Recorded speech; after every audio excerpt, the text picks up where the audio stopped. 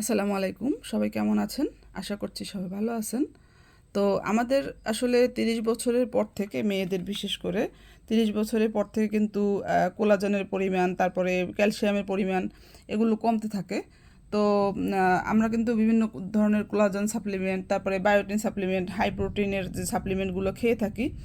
তো এই ধরনের একটা সংমিশ্রণে যদি আপনি ঘরোয়াভাবে তৈরি করে নিতে পারেন তাহলে সেক্ষেত্রে কিন্তু আমাদের কোলাজেন বা হচ্ছে বায়োটিন সাপ্লিমেন্ট কিছুই আমাদের দরকার নেই। তো এখানে আমি কি কি নিয়েছি আপনাদের দেখাচ্ছি। এটা হচ্ছে সূর্যমুখীর বীজ, এটা হচ্ছে সাদা তিল, প্রচুর পরিমাণে ক্যালসিয়ামে ভরপুর।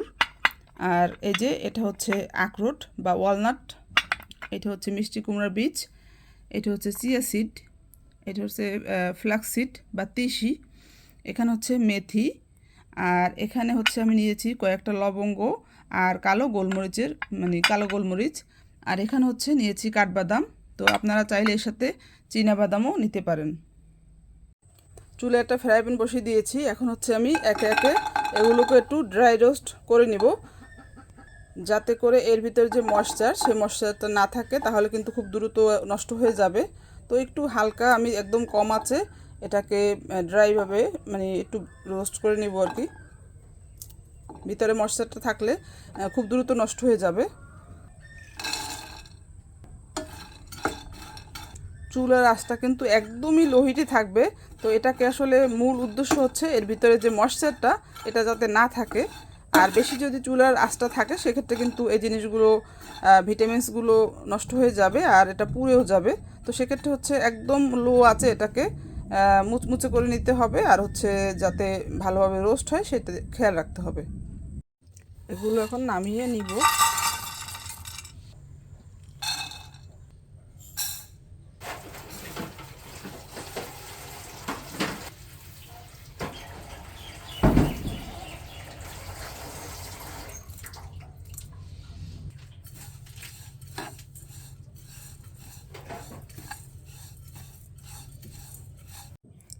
এগুলো খুব সুন্দর করে ভাজা হয়ে গেছে। এখন আমি এগুলো একটু একটা ব্লেন্ডারে করে এটাকে আমি ভালো করে গুঁড়ো করে নেব। এই যে সবগুলো নিয়ে নিয়েছি, এখন ব্লেন্ড করব।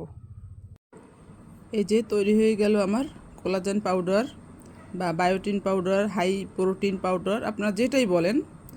তো এখন হচ্ছে আমি এটাকে ঢেলে একটু ঠান্ডা করে নিব, তারপরে হচ্ছে একটা কাচের জারে ফ্রিজে সংরক্ষণ করব।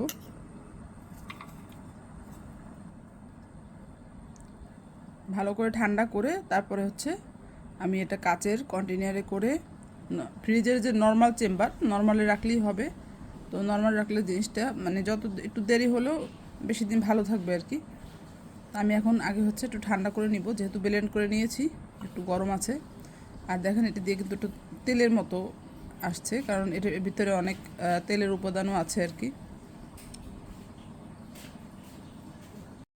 মিশ্রণটা ঠান্ডা হয়ে গেছে, এখন আমি এটা যে কাচের জারে করে ভরে রেখে দিব। তো কাচের জারে রাখলে কিন্তু যে কোনো জিনিস অনেক দিন পর্যন্ত ভালো থাকে। তো চেষ্টা করবেন কাচের জারে সংরক্ষণ করার জন্য। তো এই যে তৈরি হয়ে গেল আমার হাই প্রোটিন মিক্স পাউডার। তো এটা যারা প্রাপ্তবয়স্ক আছি আমরা আর কি, আমাদের জন্য রেগুলার হচ্ছে এরকমের দুই টেবিল চামচ করে। আর আপনারা বাচ্চাদেরও খাওয়াতে পারবেন, যেমন আমি হচ্ছে আবদুল্লাহকেও খাওয়াবো। তো আবদুল্লাহকে হচ্ছে 1 চামচ করে দেব, এটার সাথে একটু মধু মিক্স করে দিব, যেহেতু ছোট মানুষ একটু মিষ্টি হলে খেতে ভাল লাগবে। আর আমি হচ্ছে মধু ছাড়াই খেয়ে নিব। তো ভিডিওটি কেমন লাগলো সবাই কমেন্ট করে অবশ্যই আমাকে জানাবেন। ধন্যবাদ সবাইকে।